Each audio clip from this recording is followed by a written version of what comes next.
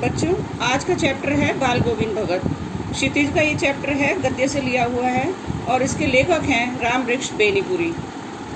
रामवृक्ष बेनीपुरी जो हैं, उनका जन्म मुजफ्फरपुर बिहार में है ये, और वहाँ पर उनका बेनीपुर नामक गांव में हुआ था 1899 में।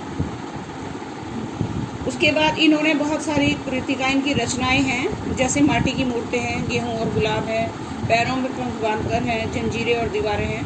इस तरह से इन्होंने बहुत सारी अपनी कृतियाँ लिखी हैं। उनमें से ही इनका एक ये चैप्टर है बाल गोविंद भगत। बाल गोविंद भगत एक कैरेक्टर हैं बहुत अच्छे, उनके बारे में इन्होंने वर्णन किया हुआ है कि वो एक सच्चे इंसान थे और अपने कर्मों के कारण वो साधु कहलाते थे। जन्म से वो साधु नहीं थे, लेकिन अपने कर्म से वो साधु कहलाते थे। उनके कैरेक्टर के बारे में इन्होंने जो वर्णन किया है, मैं आपको बताती हूँ कि बाल गोविंद भगत जो थे वो बचपन से ही एक खरे इंसान थे। उनका जो पहनावा था वो क्या कहते हैं, कपड़े नहीं पहनते थे, बस एक लंगोटी मात्र पहनते थे और माथे पर जो है एक रामानंदी चंदन का तिलक लगाते थे। गोरे चिट्टे मझले कद के आदमी थे। उनके चेहरे पर चमकती हुई एक दाढ़ी थी। कपड़े बहुत कम पहनते थे और सिर पर कनफटी टोपी, कबीर जी जैसी टोपी पहनते थे वैसी टोपी वो पहनते थे। जाड़े में काली कमली पहनते थे। माथे पर रामानंदी चंदन शोभित होता था। फिर भी वे गृहस्थ थे। लेखक ने उनके पुत्र पतोहू को देखा था। पतोहू कहते हैं बेटे की बहू को, और थोड़ी बहुत खेती और मकान भी उनका था। बाल गोविंद भगत खेती बाड़ी करते हुए एक साधु थे। वे साधु ही अपने आप को साहब, वे अपने जीवन में साहब को अत्यधिक मानते थे। कभी किसी से झूठा व्यवहार नहीं करते थे, सदा साफ साफ बोलते थे और किसी की भी कोई चीज़ बिना पूछे नहीं लेते थे। वे खेत की फसल पहले कबीर मठ में ले जाते थे, क्योंकि वे कबीर के भक्ति और उन्हीं के गीत गाया करते थे, और वहीं से प्रसाद रूप में जो भी उन्हें मिल जाता था उससे ही वो गुजारा करते थे।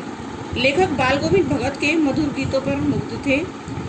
आषाढ़ की रिमझिम वर्षा में जब सब लोग पानी से भरे खेतों में लथपथ होकर ध्यान रोप रहे होते थे, धान कहते हैं चावलों की फसल को, वो रोपी जाती है फसल, तो जब सब फसल रोपते थे तो बाल गोविंद भगत मस्त होकर गाया करते थे। यानी जब वो अपनी खंजड़ी बजाते थे तो गाने में मस्त हो जाया करते थे।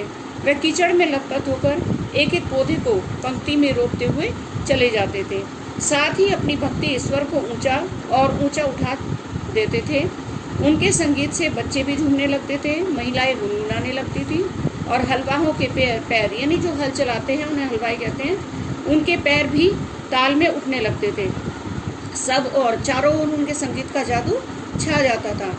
भादों की अंधेरी रात में भी झिल्ली के झनकार और मेंढकों की टर्टर के बीच भगत जी की खंजड़ी डिमक डिमक कर बज उठती थी।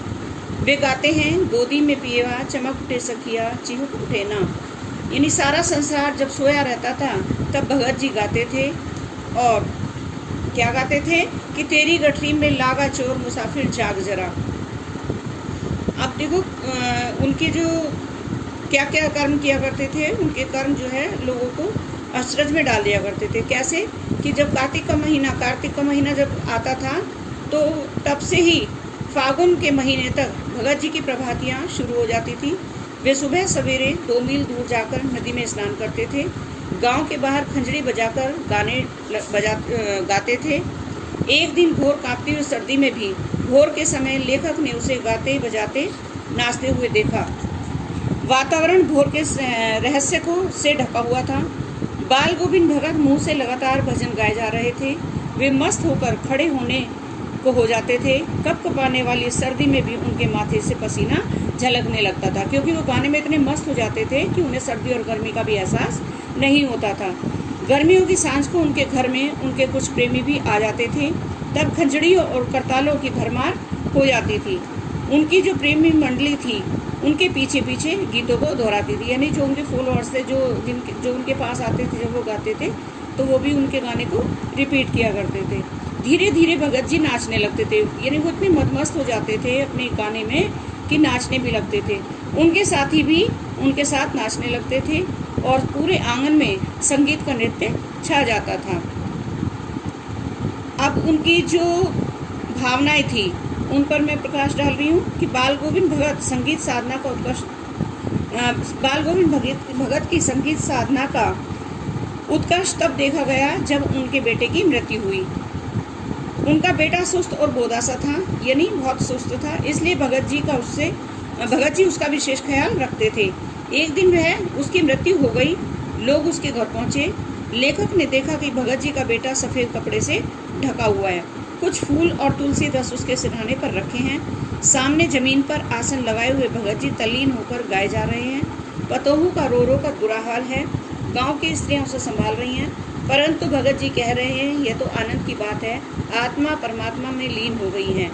यानी जब भगत जी के बेटे की मृत्यु हो जाती है तो वे अपने बेटे की मृत्यु पर रोते नहीं हैं, बल्कि उसके सिरहाने एक ही का दीपक जलाते हैं और अपनी पुत्र वधू से भी, जो उसे देख देख कर रो रही है, उसको भी रोने से मना करते हैं और कहते हैं कि यह तो खुशी मनाने का समय है, क्योंकि आत्मा का मिलन परमात्मा से हो गया है। यानी वो अपने बेटे की मृत्यु को मृत्यु नहीं मानते, बल्कि मानते हैं कि आत्मा परमात्मा से जा मिली है।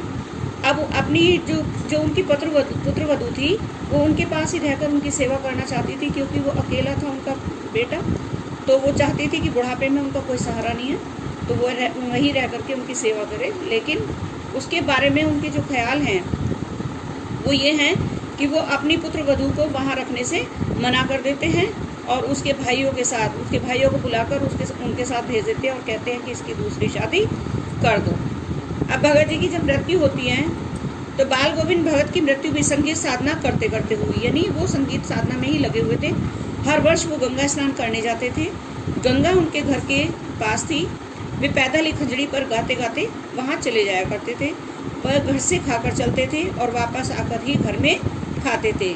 4-5 दिन की उनकी यात्रा थी। इस बार वे जब गंगा से वापस लौटे तो उनकी तबीयत कुछ खराब थी, इसलिए वो सुस्त नज़र आ रहे थे। लेकिन उन्होंने अपनी जो डेली रूटीन की जो उनकी आदतें थी उनको उन्होंने नहीं छोड़ा। सुबह जल्दी उठकर स्नान ध्यान करके तब वो खेती बाड़ी के लिए जाया करते थे।